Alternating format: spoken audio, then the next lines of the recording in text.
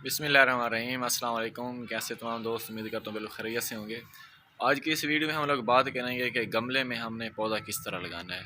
अक्सर औक़ात हमारे साथ ऐसा होता है कि जिस टाइम हम नर्सरी से या फिर ख़ुद जो पनीरी तैयार करते हैं, हम लोग जो पौधा तैयार करते हैं उसको जब हम गमले में लगाना चाह रहे होते हैं, छोटे जैसे पौधे होते हैं, तो हमारे पास बहुत जल्द एक्सपायर हो जाता है। तो उस टाइम हमें कौन सी एहतियातें करनी चाहिए, वो आपको इस वीडियो में बताऊँगा कि हमें गमले में पौधे को किस तरह शिफ्ट करना चाहिए और कौन सी उस टाइम एहतियातें करनी चाहिए। जी तो दोस्तों, ये हमारे पास गमला आ गया है। तो सबसे पहले आपने जो गमले में चेक करना है वो ये देखना है कि गमले के नीचे सुराख का होना लाजमी है। इससे फ़ायदा क्या होता है कि बाज़ टाइम हम अपने पौधे को पानी ज़्यादा दे देते हैं, तो अगर यहाँ के नीचे आपके पौधे का गमले में सुराख नहीं होगा तो पानी नीचे नहीं जा सकेगा, उसकी जो नमी है वो बरकरार रहेगी, मिट्टी में ज़्यादा पानी खड़ा रहेगा और उससे आपके पौधे की जो जड़ें हैं वो गलना शुरू हो जाएंगी। इस तरह आपका पौधा एक्सपायर हो जाएगा। तो सबसे पहले जो आपने अमल करना है वो यहाँ पर छोटा सा एक कंकर डाल देना है।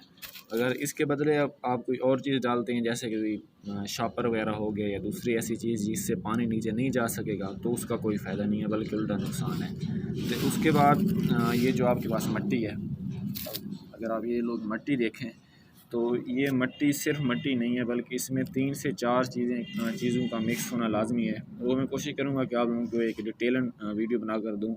हमने गमले को भर दिया है मिट्टी से। कोशिश करें कि ऊपर का जो 1 इंच की जगह है वो खाली रहे, तो यहाँ पर हमारा ये पानी आएगा। तो ये हमारे पास गुल्ले शर्फ़ी का पौधा है, इसको मैं यहाँ लगाता हूँ।